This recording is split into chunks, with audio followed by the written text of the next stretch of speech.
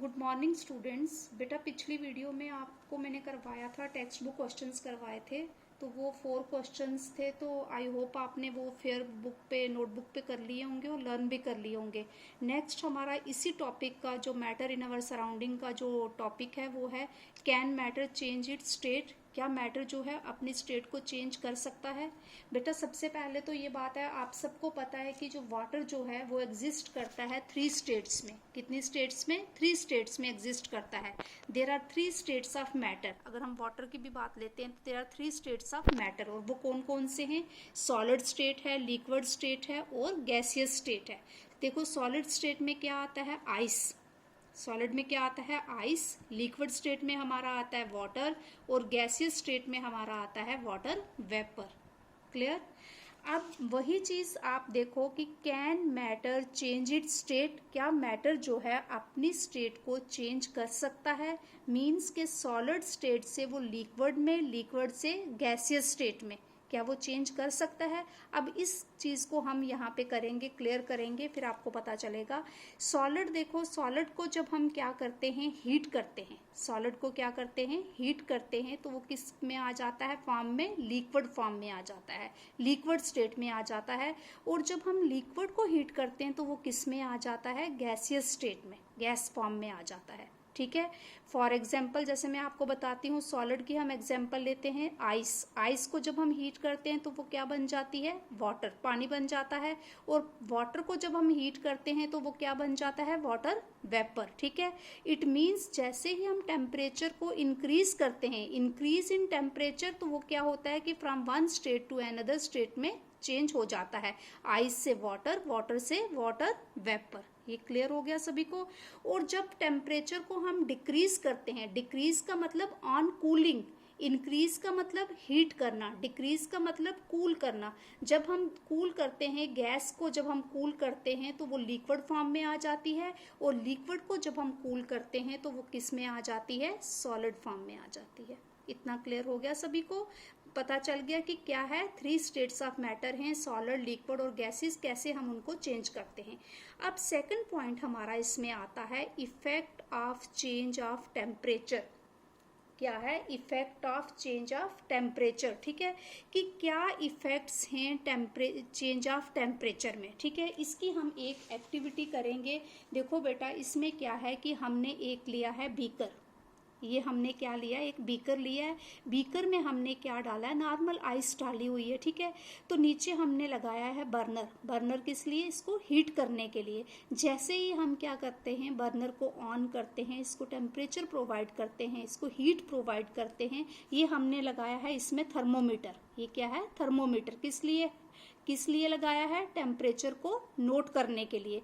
तो जैसे ही हम बेटा इसको हीट करते हैं तो हमारी जो आइज हैं वो इस थर्मामीटर की रीडिंग पे होनी चाहिए। ठीक है, तो हमने क्या किया? क्लियर? जब हमने इसको हीट किया तो क्या हो गया? ये मेल्ट हो गई। आइस जो थी वो मेल्ट हो गई ऑन हीटिंग। किस में आ गई? लिक्विड फॉर्म में।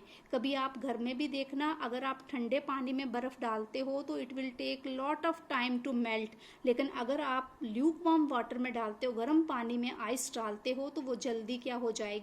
मेल्ट हो जाएगी। तो जैसे ही हमने इसको हीट किया तो ये लिक्विड फॉर्म में आ गई। अब हम थर्मामीटर की रीडिंग तो देख रहे हैं। हमने थर्मामीटर पे देखा कि एक ऐसे पॉइंट पे जाके क्या होगी? ये स्टॉप हो जाएगी इसकी रीडिंग, एक पर्टिकुलर पॉइंट पे। ऑन अ पर्टिकुलर पॉइंट वहां पे टेम्परेचर क्या हो जाएगा? आपका रीडिंग यहाँ पे स्टॉप हो जाएगी।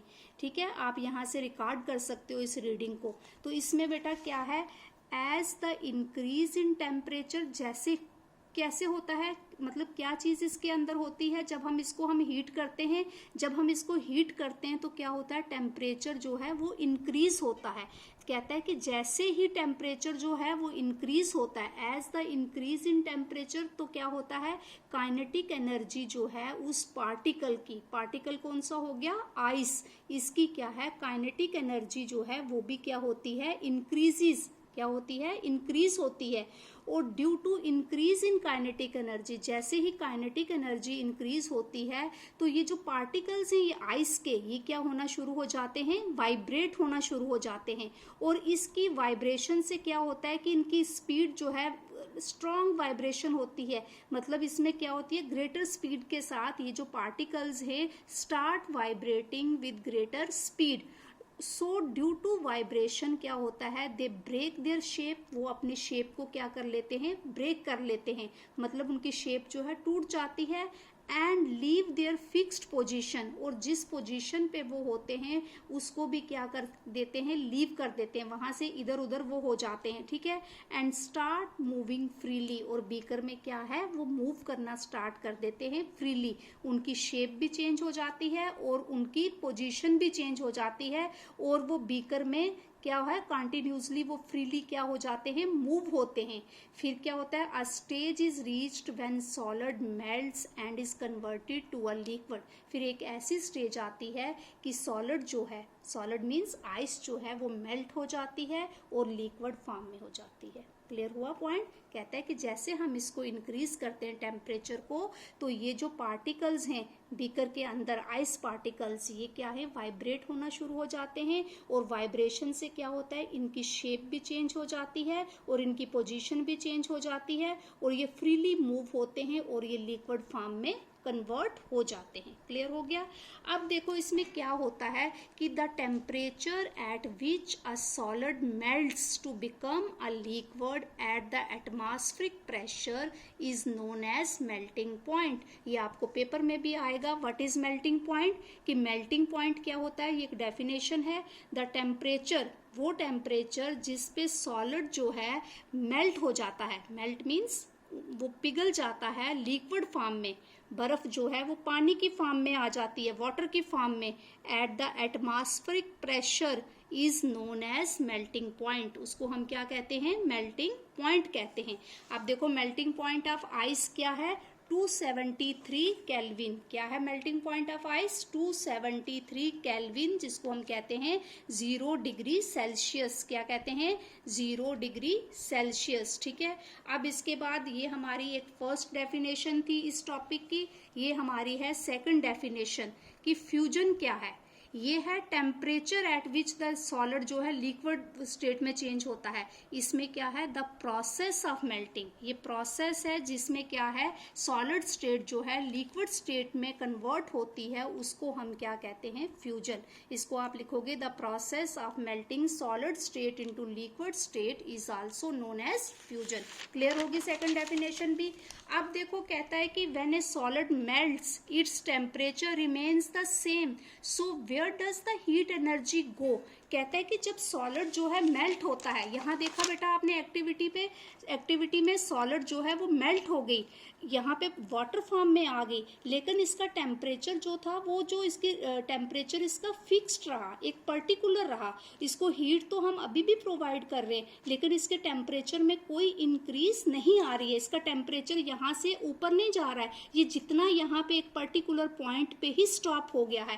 कहता है कि ये कहाँ जा रहा है temperature, so where does the heat energy go. उसको हीट हम दे रहे नीचे से, वो कहाँ जा रही है हीट, जबकि उसके टेम्परेचर में कोई इंक्रीज नहीं आ रही है। तो इसका क्या है, इन द अबव एक्टिविटी में the temperature does not change, temperature change नहीं होता है till all the ice melts, जब तक सारी बर्फ नहीं पिघल जाती उसका टेम्परेचर चेंज नहीं होता है। Even we continue to supply heat, जबकि हम उसको अभी तक हम उसको हीट नीचे से प्रोवाइड कर रहे हैं, उसको बर्नर अभी तक उसका नीचे से ऑन है। as this heat energy is absorbed by ice without showing any rise in temperature। कहता जो उसको नीचे से हीट एनर्जी मिल रही है वो आइस, वो जो बर्फ है वो उसको अपने में एब्सॉर्ब कर लेती है और क्या करती है, विदाउट शोइंग, वहाँ पे टेम्परेचर को वो राइज नहीं करती है, टेम्परेचर को शो नहीं करती है, उसको नहीं इंक्रीज करती है। It is considered that it gets hidden into the contents of the beaker. इसका मतलब ये है कि वो हीट एनर्जी जो है, जो उस बीकर के कंटेंट्स हैं, जो उसमें आइस है, उनमें क्या हो जाती है, वो छुप जाती है, हिडन हो जाती है, and is known as latent heat. उसी को हम क्या कहते हैं, लेटेंट हीट कहते हैं। ये जो वर्ड जो है लेटेंट है, इसका मतलब होता है हिडन। क्या होता है, हिडन। ये भी आपको डेफिनेशन पेपर में आ सकती है कि लेटेंट हीट क्या होती है, है हिडन, ये क्या होती है, it is considered that it gets hidden into the contents of the beaker and is known as latent heat. ठीक है, ये आप मैं डेफिनेशन इसको ये आपको अलग से भी दूंगी, आपको समझ आ गई लेटेंट हीट क्या होती है, हिडन हीट क्या होती है, हिडन हीट जो उस बीकर के कंटेंट्स में क्या होती है, हिडन होती है। अब इसके बाद आपने किया मेल्टिंग पॉइंट किया, आपने फ्यूजन किया, लेटेंट हीट कर लिया। अब नेक्स्ट आपकी आती है बॉइलिंग पॉइंट क्या होता है, कहता है कि when we supply heat energy to the water, जब हम क्या करते हैं पानी को हीट एनर्जी प्रोवाइड करते हैं तो क्या होता है, पार्टिकल्स स्टार्ट मूविंग फास्टर, पानी उबलने लगता है। तो उसके आपने देखा कभी आप पतीला चढ़ाओ गैस पे तो पानी उबलता है, इट मीन्स क्या होता है उसके पार्टिकल जो होते हैं वो क्या होते हैं, तेज तेज क्या होते हैं, मूविंग फास्टर, मूव करने लगते हैं।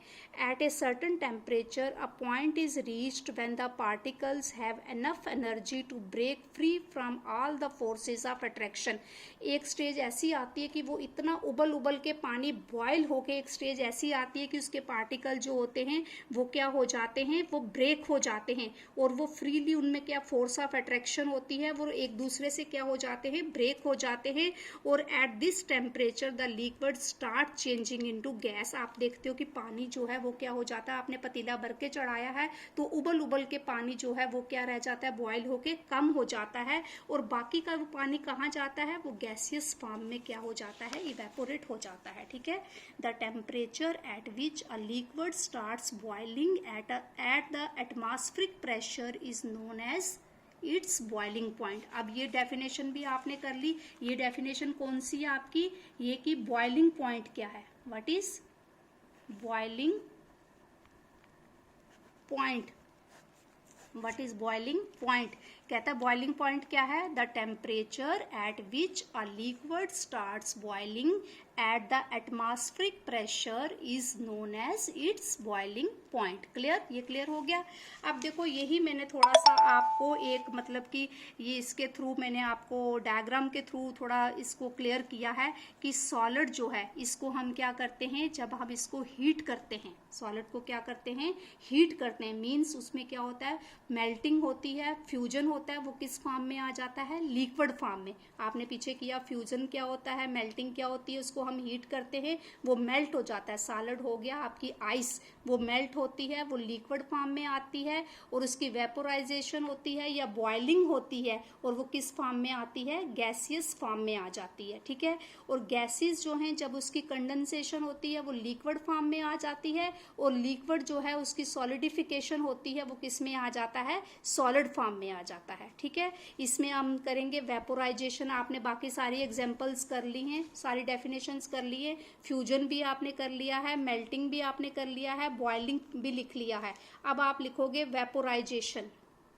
वेपोराइजेशन क्या होता है, the process by which liquid get converted to gaseous state at a certain temperature is called as vaporisation क्या हो गया बेटा, the process by which liquid get converted to gaseous state at a certain temperature is called vaporisation. कहता है कि वो process जिसमें liquid जो है वो किस फॉर्म में आता है, कन्वर्ट होता है गैसियस फॉर्म में, गैसियस स्टेट में एट ए सर्टेन टेम्परेचर, उसको हम क्या कहते हैं, वेपोराइजेशन कहते हैं। क्लियर होगी डेफिनेशन ये।